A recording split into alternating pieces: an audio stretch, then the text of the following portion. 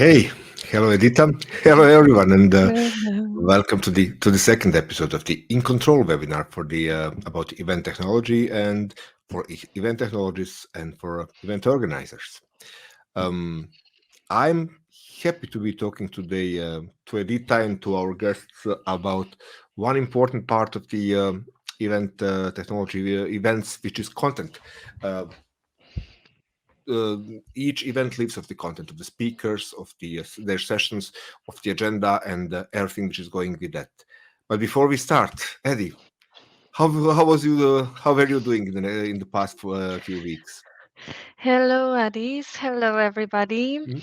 I'm doing good. The new year just started, and new year means upcoming events on the way. And yeah, um, I'm now focusing on organizing my own event, Collab Days Poland, together with my team.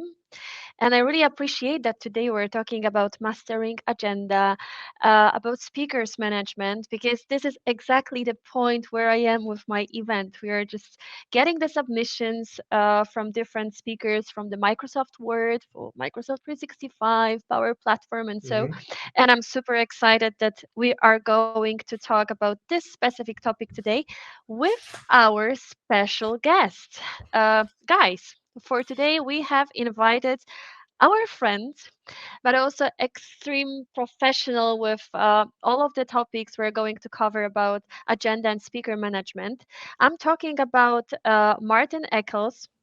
He is a global director, data and AI at Rapid Circle. This is also our great friend from Microsoft community. So welcome, Martin. Thank you very much, Edyta, and a great professional. No pressure, huh? Oh, well, thank you. Yeah, Thanks for Martin. having If me. you, of course, our pleasure, and of course, if you can, introduce yourself, and of course, share a bit about your experience in terms of topics we're going to mention today. Yeah, absolutely. So, Maarten Eekels, I'm based in the Netherlands. I live in the south of the Netherlands, near the Belgian border, actually. I work at Rapid Circle as a global director of data and AI, as you already mentioned. But beside that, and I think maybe a little bit more relevant for the topics of today, I am one of the co-organizers of Collab Days Netherlands, which is like a sister event of Collab Days Poland that you just mentioned, that you're organizing yourself. Um, I run a community user group here in the Netherlands called the DWUG, which stands for Dutch Information Worker User Group. And we organize a meetup about 8 times a year, mostly every month, except during the winter holidays and the summer holidays. And beyond that, I am also one of the program team members of ESPC, which will this year will take place in Stockholm. Last year was in Amsterdam, in my home country. So yeah, that's also where I'm involved in selecting speakers and building agendas and making sure everything is balanced, and how do you do that. So quite a lot of topics we can talk about today. So Excellent. I call Martin my friend for the past, I was just counting, almost 10 years or 10 years. And Yes. I know that one of the reasons, I need to say, he was our natural and choice for this webinar when we knew that what do we talk about, what do we want to talk about. So everybody in charge in this webinar was like, Martin, okay, we need to have Martin here, and that went without any thinking pretty much. But I need to share here that one of the reasons the ESPC, where he's content team lead and was in Amsterdam, because his favorite football club is from Amsterdam, right, Martin? That's a tough topic. Yeah. Well, it's hard to say that in the open here, but no, it's I am a big fan of Dutch football, but not per se of the football team that comes from Amsterdam. No, Right. At least not the biggest one that comes from Amsterdam. Let's put it that way. exactly. Yeah, yeah. Okay, Martin, you mentioned uh, content teams, and now you immediately with content teams, with everything, you opened maybe the most important topics of all of the topics when we speak about content for the events. about selecting content in events, selecting speaker for the events. And we have seen through our career in all the times is that events are taking different approach. Some are pre-selecting speakers and inviting them and saying, "Hey, we would like you to have you as a speaker." Not necessarily, but this is very often connected to the events which are paying speakers. Yeah. For the paying speakers, their fee for the event participation and event speaking. Then we have events with the completely open call for speakers, where everybody can submit, and there is a committee, very sometimes committee from one person, sometimes committee from multiple people doing their choice, and there are also hybrid approaches to all of that. I know for the fact that events where you are involved in the content selections are approaching open call for speakers, maybe with in the case of the SPC with few exceptions because of the Microsoft speakers, which are obviously negotiated in deals with Microsoft. This is how the story goes. This cannot be changed. But for the vast majority speakers, both ESPC and Collab Days Netherlands, I think Collab Days Netherlands for all the speakers, have accepted the approach of open call for speakers, where the speaker can submit their biography, submit their information about them as speakers, and then also submit the session, submit the talks that they would like to present. Can you tell us a bit about reasons and ways and everything? Why did you choose uh, this approach at both events that you are involved at? Yeah, yeah, absolutely. So I think the most and foremost reason why we have this open approach is because we don't pay speakers, especially in Collab Days Netherlands. That's a community event. It's Mhm. free for attendees. So we have a bit of money from sponsors, but we use that to pay for the venue and for some food for the attendees and make the event a bit nicer. But that's it. So if we don't really pay them, then why would we, I don't know, prefer certain speakers over others? So that's one reason. If I look at ESBC, it's a little bit different because that's a paid conference. So you might expect maybe a little bit more from speakers. So there's at least a fee that covers your travel or a little bit of hotel nights, things like that. Um, but the second and maybe even bigger reason for me in both conferences is that I want to attract new talent. If we always keep falling back to the same group of people, to the same group of presenters, and we're always asking the same people, "Hey, people, the audience loved your presentation last year. Could you please come over again this year? Because we would love to have you as a speaker again. People love you."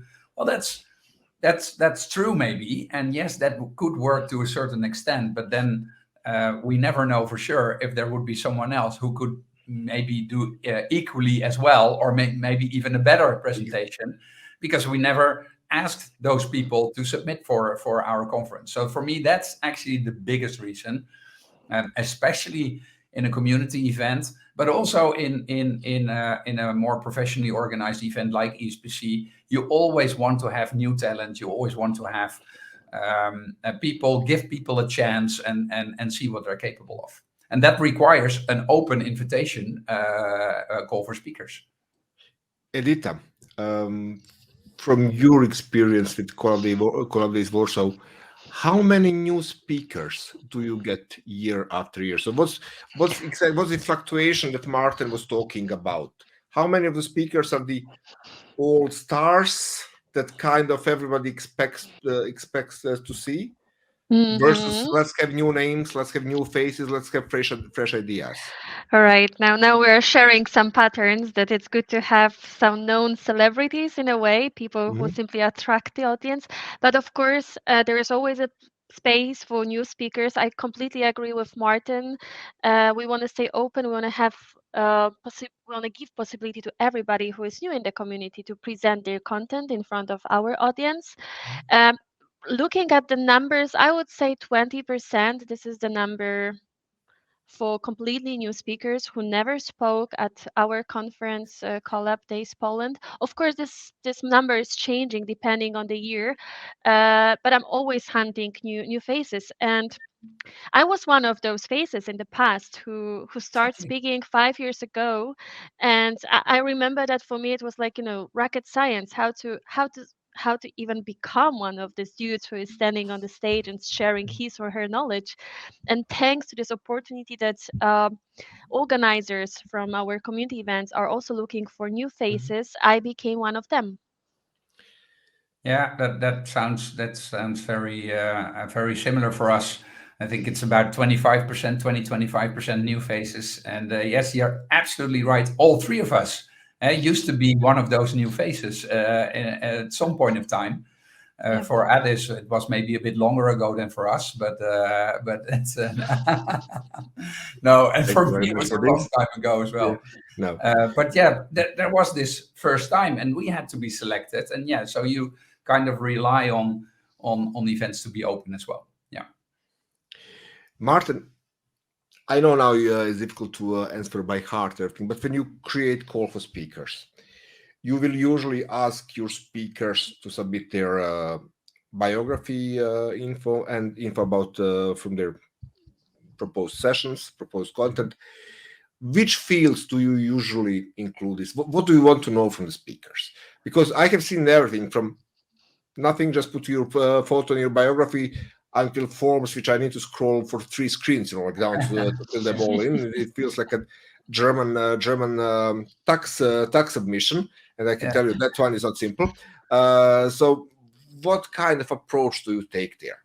Yeah, so we don't ask people to submit by fax because that would also happen in Germany. But There's that. but yeah, but you're right, Adit. I've seen many forms in my life as well. We try to keep it as simple as possible and as short as possible. But there's always a bit of stuff that you'd like to know. And for example, I think in just a biography of a person could help to a certain extent. But I would also like to know, maybe, hey, did you do this session anywhere else before, or what is your speaking experience? And that Yeah. could be just local user group, or maybe even internal in your company, but you've done like a zillion sessions already at knowledge sharing sessions in your company. But at least then you have a place where you can showcase maybe a little bit, hey, I've done this before, and even though I'm a new face for you or for this community, I do have a bit of experience, and I would like to now step up and maybe go to this next big thing that I see this conference at. So that's one thing. That's more on the speaker side. And on the session side, and of course, it's the title and the abstract. Mhm. What's your session about?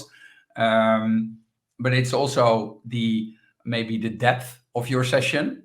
It's is this like an introductory session, or is it like we usually use the Microsoft terminology, so level 100, 200, 300, 400. Um, and 100, on the one hand, you don't want to have too many because they are too superficial. On the other hand, if it's new technology, it makes sense to have a couple of 100 level sessions in your lineup, in your agenda. But the 400 sessions you have to be careful about as well, because they usually are so niche. They're Yeah. very specific. How many attendees will you have in your audience that are actually interested in this very particular topic? So we use that to balance out the agenda as well. So this is a primarily event tech webinar. We speak about event tech here. It's sponsored by Run Events. Obviously, both Edyta and me do work for Run Events. But I'm asking you now, independently of Run Events, what do you expect from the event tech? How can event tech support you as a event organizer on one side or content team lead on another side? And now I'm switching to our second topic. How can they support you into into organizing everything for speakers that they can submit their sessions, their profiles, but also how do you manage your content team now, especially speaking about ESPC, because I know you are 5 4 or 5 people there at Yeah, ESPC, 5. Yeah. 5 people in the content team. How do you deal with it? What do you expect from tech? And um, based on that, how do you organize ESPC content team? Is everybody involved in selecting the whole content, or do you separate content by areas and let different content team members who have maybe more narrow specialties pick and choose the sessions from the areas where they are good at? Yeah. Yeah. And so two questions I heard in Mhm. your question. So Interconnected questions. yeah, true, Partially. true. So the first, coming back to the first question, what do I expect from an event tech Mhm. to support me? Is let me ask the questions that I want to my Mhm. speakers. But the same goes, by the way, to attendees. So it's not just for speakers, but it's This is also true. for attendees. But in this case, we're talking about speaker selection, and yeah, I think. And so let me ask what I want. Second is, I've seen many occasions in the past where I had to fill out my entire biography for every session that I would submit. So it was just one form.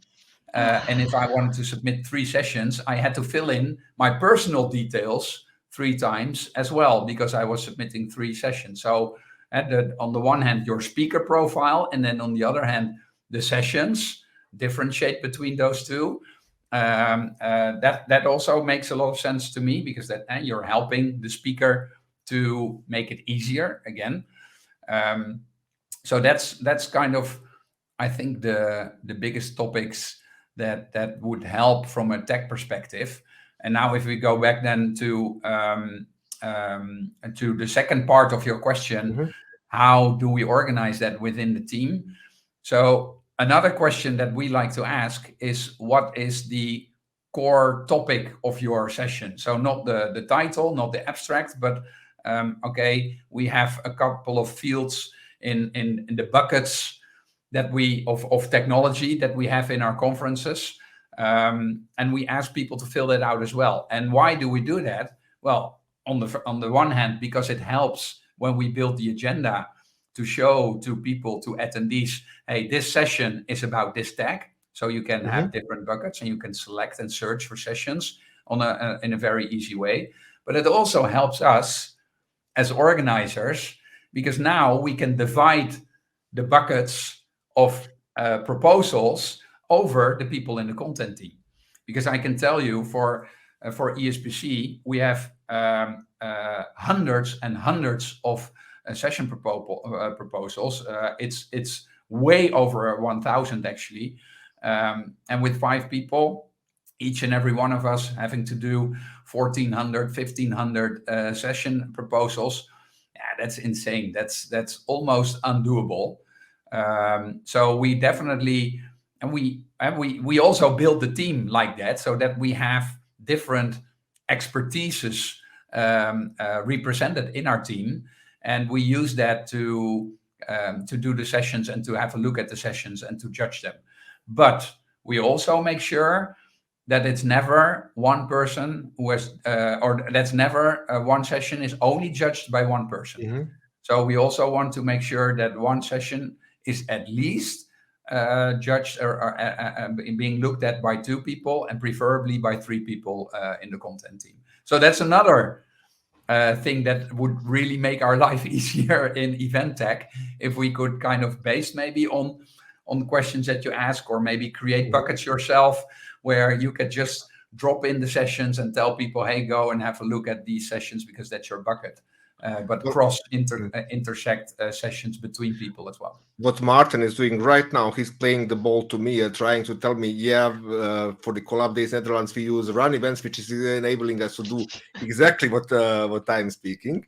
And let me, if this event here, let's me to It share the almost screen looks as if here. this was intentional, and it's not, by the way. So for all the viewers, but I know. But now we have some yeah, visualization for yeah, your We words, do have Martin. visualizations. He just So this is how this is done in run event. This is just a test event. As Maarten said, you can event organizers and content team leaders can divide their sessions which they incoming to different buckets. We have here one in evaluation bucket, which is a default bucket for all sessions which come in. But it's really easy to create a new default bucket which should be in evaluation type, and we just say, I don't know, panel sessions, where in this case it will be then easy for Maarten as content organizer just to move a few of the sessions into this new bucket and then assign different members of the content team, one or more, because you have heard that Maarten does not want to have only one person to dealing with one session on different bucket and have them deal with the sessions from this bucket. You can even hide the other sessions from the content team members, and you can make content team members really you can enable them to see only one bucket and to really deal with only one bucket. How do you set up your content team in run events? This is extremely easy. We do have a here content team session with all the people who are on the content team, and for each content team member here we've got all buckets, but in this case I can make one content team member here, Edyta. You are from now on in charge only in panel sessions. I'm going actually to change this because I know that you are using this demo event as well, so I don't want to make this complicated for you in the future. But yeah, this is the way how to empower content teams as a group, but also as individual people working with your events there. Yeah, super. Eddie, one question for you now. I know that you are also multiple people working Mhm. on the content in Warsaw, but there is one question where, and I'm doing this for as well as you, as well as Maarten, for many years now, and we are also trying different approaches for European Collaboration Summit from year to year. Where and how do you put your final agenda? Ah, Good one. I, Good I knew that one. there would be a hack on this one. Uh, I would say in the last 5, 6 years, Mhm. we found out the best approach to make the agenda. Um, at the beginning, it was that everyone has an idea how to make agenda. Mhm. And if you have 5, even 3 people in the team, there are always different discussions how agenda should look. And now how we do it, basically we work in a group of 5, and there is always one person who is responsible for creating agenda, at least to have some starting point. Of Mhm. course, aligned with the rooms, with the tracks, also taking under consideration how we're going to mix the sessions with 100, as Martin said, or maybe 400, just to make sure that in the same time potential attendee can choose what he or she wants, and there is no need to wait for session or even choosing between 2 interesting sessions. But there is one person who is responsible for that, and then everybody is reviewing this agenda, and then we're discussing if some changes should apply. At this moment, this is the best approach. We found out. Uh, I'm a lean management person in a way, so the less discussions about trivial things, the better, uh, and it works. But I'm very curious how it works in your case, Martin. How do you deal with that? Maybe I'm able to learn something new, or at least I, give a try. We will be creating agenda very soon, next month, I guess. Therefore, tell me. it helps to have a starting point. So I think it's so what I always try to do is at least build an agenda and already put in placeholders or colors or something that helps you kind of recognize, okay, what types of sessions do we want in one time slot. Mm-hmm. But another thing that you need to take into account, which I'm sure you do, but which you didn't mention, is the room size. Because Oh usually yeah. not all the rooms have the same size. So that's another thing Mm-hmm. that when we build the agenda, okay, and so we first put everything, okay, we try to be as balanced as possible with the agenda. So every time slot we want to have. So again, I'm organizing Microsoft Tech conferences. So maybe the audiences are different for different types of conferences, for other people who are watching this webinar. But in my case, I am talking about administrators, developers, and business users. That's kind of roughly the three target Mm-hmm. audiences that we have. So we need to have at least one breakout session in every time slot for each of these three audiences. But then we also need to think about, okay, are they in the right room? Because maybe some developers also like maybe some admin session, or because they touch on development topics, or maybe the business user would like to know, even though they don't understand the deep dive stuff, they still want to know about architecture and how things work. And so that's another thing we need to take into account. And then another, sorry, others, and then I'll shut up, and then you No, can. I just wanted to interrupt you here on this question. I didn't want to make you shut up. Yeah. Okay. What do you do when you make a mistake in that judgment? Yes, you mean before the conference takes Yeah, place? during the conference, because it happened to us, the European Collaboration Summit, and I'm totally not making fuss about it. Is sometimes you make that judgment wrong. Yeah, true. And we had, because with the run events, we have a possibility for people to subscribe to sessions. Yeah. So we know who is going, how many people approximately going to go do in this session. And you know what? Those subscriptions are possible basically up until the session, but you see the trend few days in advance. Yeah. We had a situation now in Düsseldorf the last year to do hot swapping sessions during the event. Yeah. So for tomorrow, exactly for the reasons you mentioned. The rooms we chose were not adequate. Yeah, I've seen that as well. I think technology has reached a level that can really help us, because the events that I was organizing 10 years ago, we still had printed agendas, and we still had posters on the wall with the agenda, etc., which is super useful. I still think it's useful to kind of just watch on a wall and see what the agenda is, and I can then move to that room. But it's super not convenient for the scenarios that you just described. But that can be a digital wall. Exactly.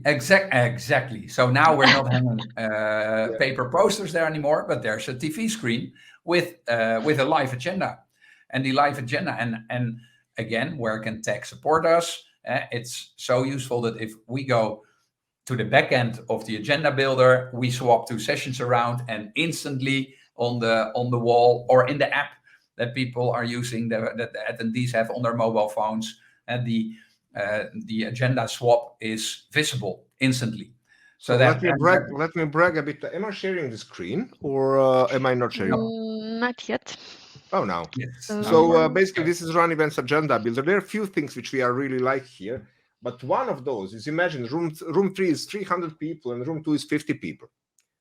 How to do the hot swap sessions so that your digital walls are updated, that your mobile app is updated immediately, that your website is updated, and that if you want your attendees get the push notification that this has just happened, it's enough to do this.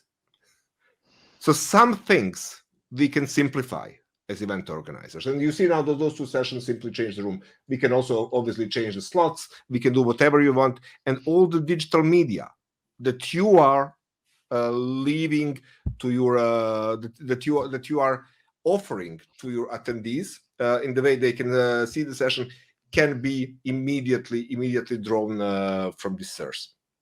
And when we are at that one thing, before we built Run Event, which was always going on my nerves, we have been also on ourselves using few different systems before, and each time they would tell me, so how do I handle sessions? How do I present sessions to my attendee? How do I present agenda? How do I present the speakers?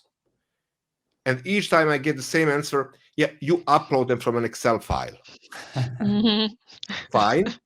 How do I get them into Excel file? And this is where you see the confusion in trying to answer. So please, everybody, do me a favor. Whenever you hear that you should upload agenda from an Excel file into whatever tool you are using, whatever mobile app you are using, or digital signature, or a signage, or whatever. Decline that. This is not the way to do, because the things that Martin, Eddie, and me were just talking about, like hot swapping sessions based on the room size, changing agenda because a speaker got sick. We had enough of those situations. Martin, both you and me, we know the situation. Speaker just cannot come for not for her or his. And what you need to do then do to go to your basic system where you manage the agenda, wherever you do manually on the paper in Excel, put that in that Excel, go to that system, import that Excel, hope that nothing is going to crash until the import, and while you are done, it's already too late. Yeah. So whenever you hear import agenda into whatever system you are using, just decline it. Yeah. I'm sorry. Yeah. That was my preaching part. Martin and Edyta, back to you. Yeah. No, I completely agree. And it's already stressful enough if you need to swap rooms. Yes. And because you're noticing, hey, but I have so many more people interested in this session, so I need to move that to a bigger room, or hey, someone called in sick, which unfortunately, like you said, it happens. People do get sick, and it's always super unfortunate.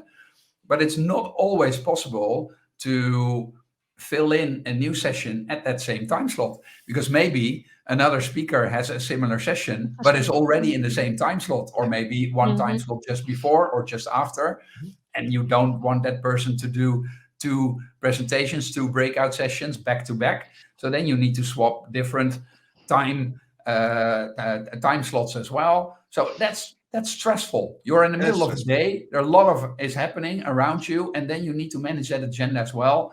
Well, the more convenient the software that can help you in supporting that is, the more easy for you. The more at least you don't have to think about making sure the Excel file is working, and etc. Yeah. Yeah, and definitely one of the reasons why speakers and agenda module was one of the first modules we have built into Run Events was exactly this. We know how important this. This was the second module we have been built in after ticketing and ticket sales. Well, without ticketing, you cannot possibly start doing that. But really, the second most important part module we built was sessions and agenda. I can tell you one thing. Back in 2021. Where we had the European Collaboration Summit in the pandemic years, where we have allowed to deliver the conference, but then the peak of the Delta wave and the arrival of Omicron just came. We all remember those times. I can tell you that one of our colleagues in the organization team and a friend of all of us, Spence, was most of the time sitting down in the office swapping sessions. Yeah. Because that was, and as you said, that was extremely stressful. That was really not a fun thing to do.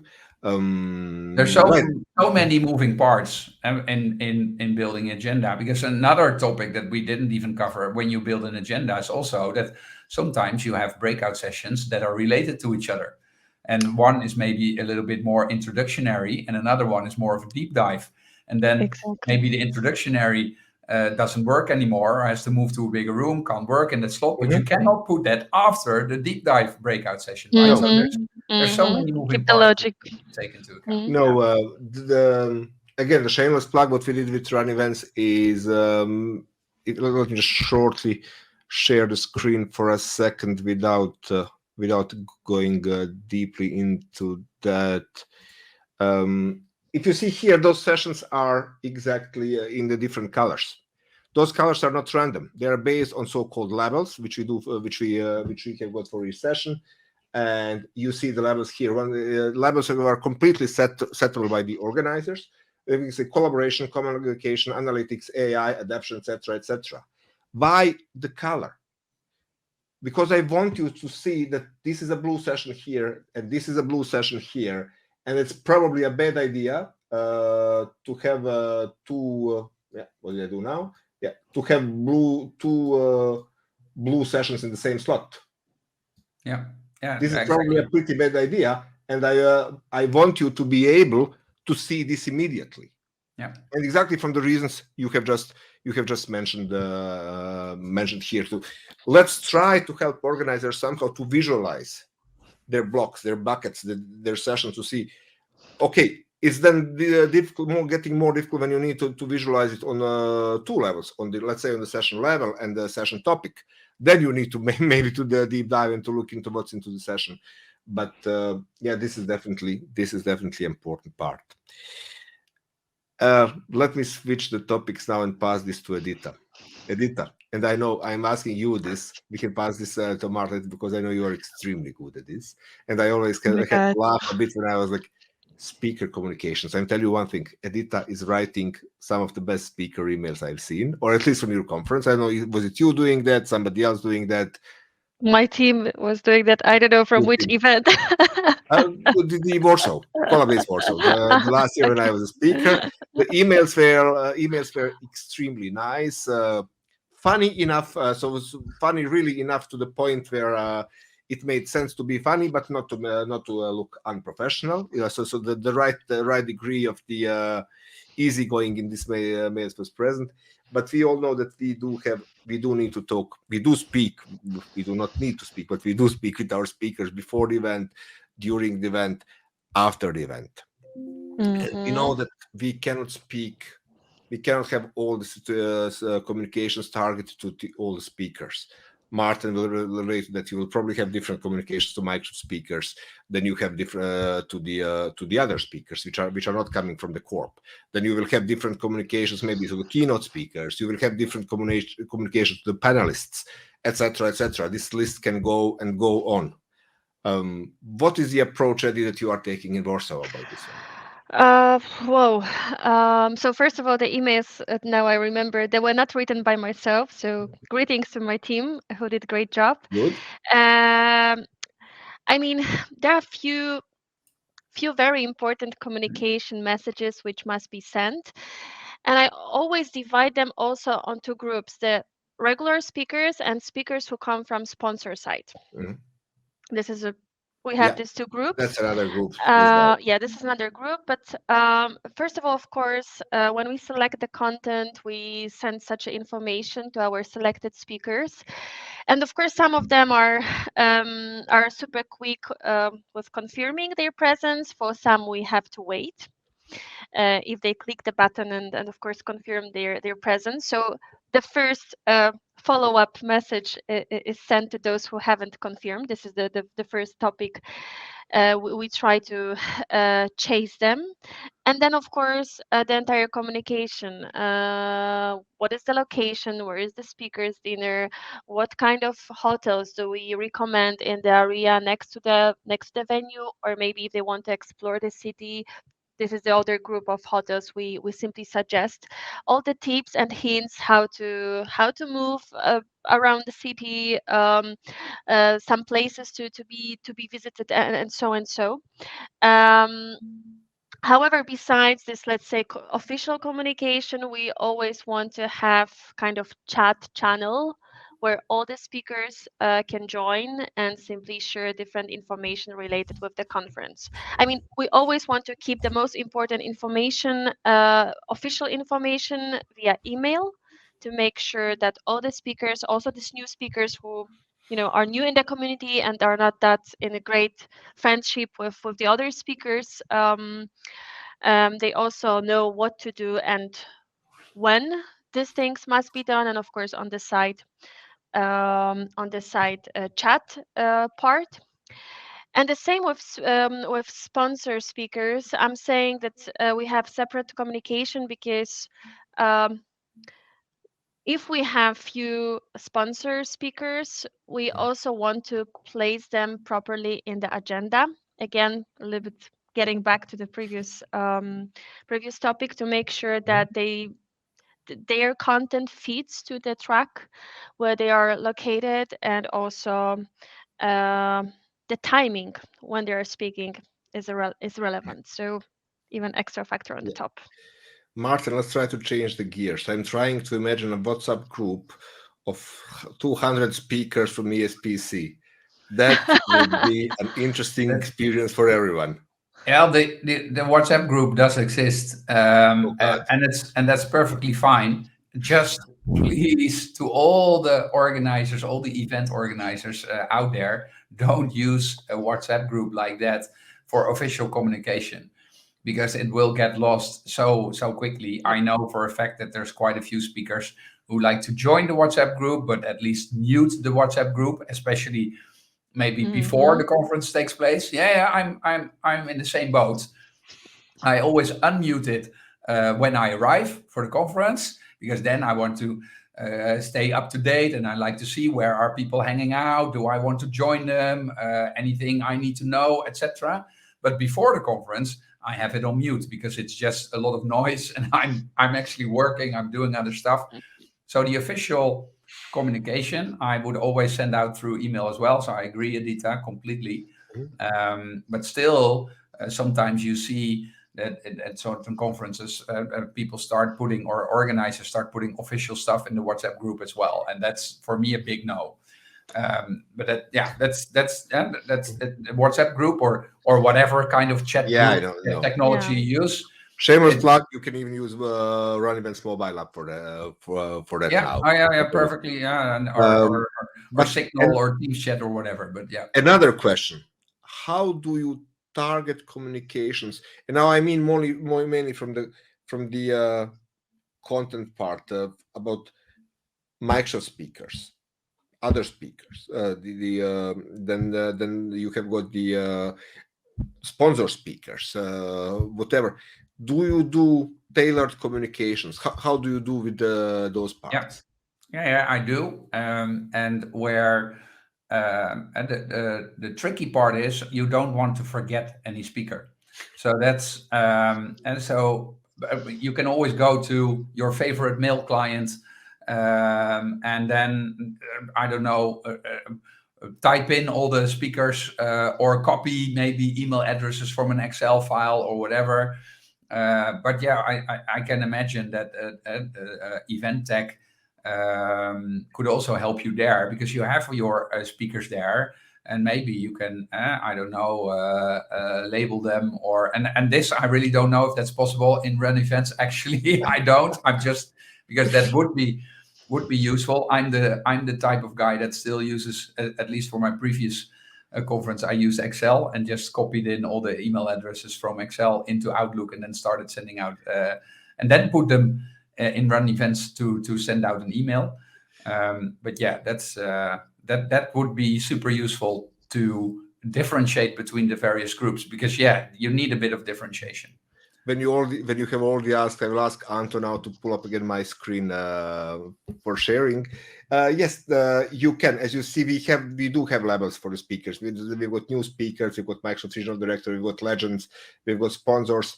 It really is easy in run events to say, hey, create me only an email only for the sponsors, and send them an email with subject, with whatever, and send them this email. So this is one way how you can easily do your targeting, send emails to the speakers. The emails that you send, they are preserved in the email log, so you can always later see, oh, did I send that email, to whom did this email go, etc. So you've got a full log of what has happened with that one. But we do actually completely support tailored communications.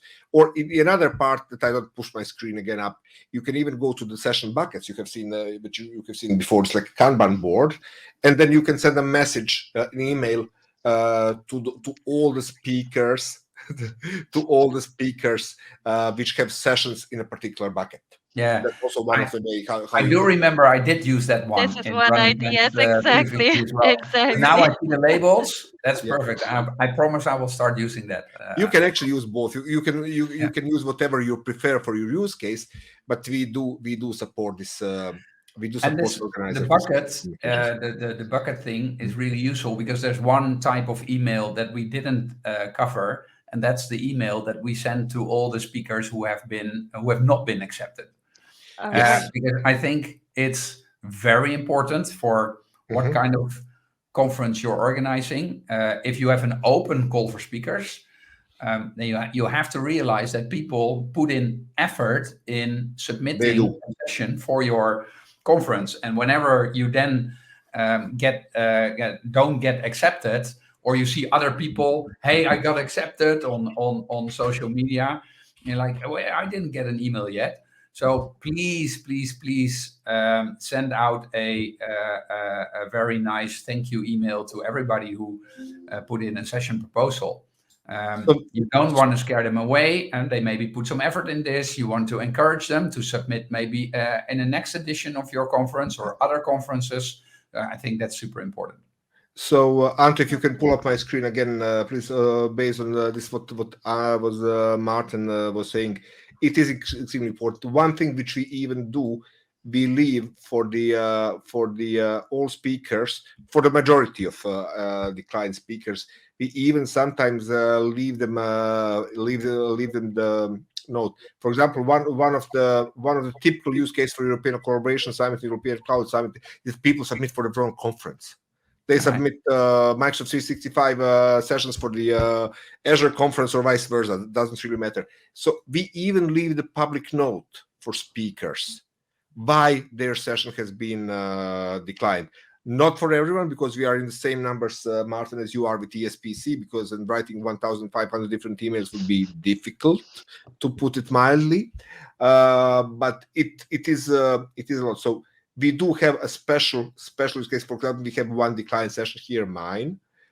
We have a special use case here where we can say inform speakers, and this is where you inform speakers that their session is declined. And then you can choose if you include this personalized note which you have left per session for speakers, so the speakers do know why their sessions have been declined. Yeah, nice. This is including it's very important to have a funny, nice, and cheery and awesome acceptance mails. But I completely agree with you. It's maybe even more important to put respectful decline mails. Yeah. Mhm. With that one. The last one, not the last one. I could be talking about this the whole day, but one pain point, and I know that both of you will agree with me. It's a pain point. Session materials. The session is over. Conference is over. And then you start getting emails. Where can I get the PowerPoint slides? Where can I get the PDF documents? Where can I get scientific papers that have been presented, etc., etc., etc.? And I can tell you, of all the channels we as event organizers have with the attendees post-conference, I would say that over 50% of the communication, when not even 70% of the communication, is really about session materials. So, Mart, to you, how do you handle this? For ESPC mainly. I know how you do it at Collab Days, which is also not definitely 300 plus or 400 speaker, also not a small event. But then you are how do you deal with this with 200 speakers and 2,000 attendees in ESPC with that question? Yeah, it's we ask basically we ask speakers to submit their presentations up front. Because then at least we have an overview of, okay, do we have all the session materials, etc. And it makes it a bit easier at the end of the conference or in the days after to kind of fill the missing gaps, to see, okay, what are we still missing, etc. But it is cumbersome. And even if you have a system where speakers can upload their own slides, you still have to chase them. It's just they're a lazy bunch, and I'm one of them. So yeah, it's and of course I'm generalizing. It's always it's only just a couple of them, No, but you are not. there's They are lazy bunch. always a few that you need to chase. Hey, please, you did a great presentation. Feedback has been great, but people are asking for your slides. So could you please share them? So yeah, that is a hassle. Right, but one of the things which I often see at the conferences is that you see speakers then on different social media channels or whatever in their blog posts uploading those sessions on their own and then promoting on the different channels. So you see some I don't know, people uploading to their blog posts, their own repositories, to their own Dropboxes, Sky Drives, OneDrives, Mhm. Google Drives, whatever. And this is then difficult for the organizer to chase and set. We do have with run events, we do have possibility for speakers to upload their Yeah, sessions directly within run events within their speaker dashboard. Those those session materials are then distributed either to the mobile app, so all attendees can just click on their PDF or PowerPoint in the mobile app and save that to the mobile drive, send it through email per email or whatever. So this is one way for the organizers to actually help centralize and control the distribution session materials. I And like now, it. 9 minutes I love it. before the end, Yeah. I have one short question, but it's a tough one. Session ratings and session feedbacks. You see the faces. Do we Yeah, do well, this? Why do it's we do this? yeah, Why shouldn't we do it? Or why should we? it's so there's two reasons why we want to use it. So I'll talk about why we want to use it and why we don't want to use it at the same time. So why do we want to use it? Two reasons. One, I think it's fair for a speaker if they put a lot of effort in a session. How was that session? How was that presentation perceived? Um, and and I also think that even if you don't think a session is really good, try to be positive, try to be sustainable feedback, and maybe constructive feedback, I think is the English Mhm. term. You mean um, like great session, cold room, 1 star? yeah, well, exactly, I've seen those. I've Exactly, seen yes. those. I've seen those. But it really helps speakers to become better speakers and maybe tune their session. Was it maybe, I don't know, maybe the session level was not correctly set, or there's various reasons, but we need that feedback. Second reason, for organizers, it's really interesting to see, hey, is this speaker, should we maybe ask that person to come back next year, or maybe it's something that we can bring to that speaker, or maybe not session specific feedback but conference specific feedback, and you want to know some feedback about how was the organization in general, how was the food, how was the agenda in general, etc. So that's really, I think, two great reasons why we do want to ask for feedback. But then the reason why we don't, well, we actually do. But the reason that we need to keep into mind when we do it is that a lot of people don't do it. So and how does the human brain work? Well, if we're super happy with something, we cheer, but we don't share. And if we're not super happy with anything, we cry, but we do share. And Mhm. so that's, and often a lot of the bad Well, stop. So feedback. I thought that was only German trait. No, the Dutch. No, it's No, not. okay. And getting a 5-star rating out of 5 stars in the Netherlands, that's pretty good, because we're more of like, if you do a great job, you get an 8 out of 10. So that's kind of the culture that we Yes, have there is here. always room for improvements, right? Exactly. But there's one question I want to associate with this. Who do you let leave feedback? Because in order to make it fair and to game the system, I can tell you one thing: in run events, the session feedback is tightly integrated with the gamification features. If organizers decide to use gamification features, so each time you rate a session, you get few of those tokens, coins, points, however we call them, and then you can exchange them for coffee, for swag, for whatever. Doesn't really matter. So people are incentivized to rate sessions, but then we come to the point they also then want to game the system, because more sessions they rate, more coffee they are going to drink. Mhm. So in one way you need to incentivize them, on another way you need to make it fair, not that everybody rate every session and get and that gets out of the hand and gets wild. So there are two ways how we can do that.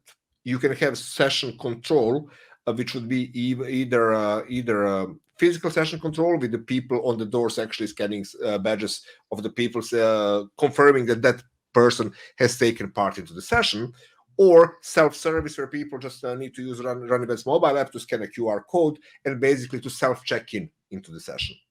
Both that works, but I have seen events telling me this is then way too formalized for their attendees and they would like to avoid that. But how do you then decide who can vote for which session? Who can not vote? Who can leave the feedback to which session? If I say I have been at Edyta's session, you can trust me or not. Yeah, it's a tough topic. So I really like the gamification because you encourage people to vote or to leave feedback. Sorry, that's a better phrase. But on the other hand, yeah, if people start using that to cheat, yeah, that's and then I get it about the check-in. But if you ask for the check-in, well, if you use gamification, so the amount of session evaluations increases, even if you still have a check-in system at the sessions, then maybe that is still a better case. And then maybe there's always a couple of people, yeah, but I don't want to check in. No one prevents you to actually walk in that room, right? So you can still walk in the room. That's definitely the case. Yeah. So one thing we did now, we made one change in that, and I was actually talking to colleague Bram about that, and we agreed that the approach might work, and we have tested the approach in Lisbon. Is we also have session favoriting. I want to do this session, and now you can favorite only one session from one slot because you cannot be in two sessions at the same time. That makes no sense. So if you and Edyta have the session in the same slot, I can favorite your session. If I decide that Edyta's session is maybe more interesting, if I favorite her, my favorite mark is being removed from your session. So what we do now for the events which don't use session check-in or self-service session check-in, we will allow attendees to leave the feedback for the sessions which they have favorited. Okay. Because that's kind of an assumptions. If you want to be on that session, you're going to favorite it that it shows up in your mobile schedule, and then there's an assumption that you have actually visited that session. So we have tested that in Lisbon. It worked like a charm. And I was talking to Bram, and he was like, "Yep, interesting approach. We can go with this in the Netherlands." So let's see how that works on the end. We have got 2 minutes. I have extending our talk because I have looking at the public comments and public questions. Our colleague Margaret has been very busy answering those. So thank you for that. We don't have any unanswered questions for the moment. But I'm going to ask everyone if there are some, please type them into comments box now, and we are going to try to answer them now live, Eddie, Maarten, and myself. If not, I'm going to ask, until waiting for that, I'm going to ask Maarten and Eddie, what is the next event for you guys? Eddie, where are you going next? Oh my God, to Miami. Terrible. I don't know why did you make such a face going to Because I Miami. just realized that it's happening this weekend. So I'm really excited. It's going to be my first conference where I'm speaking at, and it will be on the cruise. So on the sea, cruising from one place to another place. I'm Yes, terrible. Addis? This is terrible. This is terrible. We Wow. just got a question. We just get a question from Sarah right now, and Maarten, I'm going to pass the question on you. Yeah, sure. So great do you question. first? Oh, yeah, we can even see that now. Nice answer. Oh. Do you first shortlist speaker proposals and then conduct calls with potential speakers as a part of selection process? If so, how many speakers do you typically interview before finalizing your choice? Also, do you have backup speakers in place? If yes, how is this communicated to the speakers? Yeah. Sarah, great questions. Thank you very much. I might take the second part. Maarten, you start with the first part at least. Yeah, absolutely. So usually if it's new speakers or speakers that we don't know, yes, we do reach out to them. And also depending on how much information they provided, or we ask around a little bit, but a reach out to someone could definitely be part of the process. But often we get a lot of submissions from people that we already know, that have spoken at events before or have spoken at other events that I have been at or one of my co-organizers have been at. so we already know them. So that's helpful. Yeah. The second part, you want to answer the Yeah, second part? I might go with that one. The second part was The about backup speakers. about the backup speakers. Yeah. So what we do, Sarah, for European Collaboration Summit, I'm let me share my screen again, Anto, if you can just pull this. You see those buckets that we were speaking about. We always tend to create a bucket. I can just edit this one, which we then call backup. Uh, let's call this a backup bucket. And for this backup bucket, we can then have special communications with the speakers whose sessions are in this bucket. We can then tell them, hey, you guys are not yet selected, but also not yet declined. There's the reason, whatever. And please don't, as Maarten nicely said, they are seeing other speakers putting the badge of honors on social media. Please don't, you are still in game. There are the reasons for this. Your sessions are in the backup. So this is an easy and convenient way to have those sessions actually being in the backup bucket, to consider them as backup sessions, but not to and to have tailored communications for speakers for those. Yeah, I know, and I Maarten, think you are also, probably doing something similar for ESPC. yes, but we also ask people to maybe refrain from putting on social media that they've been accepted as speaker until we have published the agenda. So that's also so we reach out to speakers. Hey, you have been accepted, and etc. Could you please confirm that you're still willing to speak? And that's also something that we do. We would like to have your acceptance, and then we also kindly ask them, okay, and we're still in the process of accepting speakers, and until we have, I don't know, maybe 80 or 90% of the agenda complete, then we publish the first version of the agenda, and then we tell people, okay, now you can just go and be loud.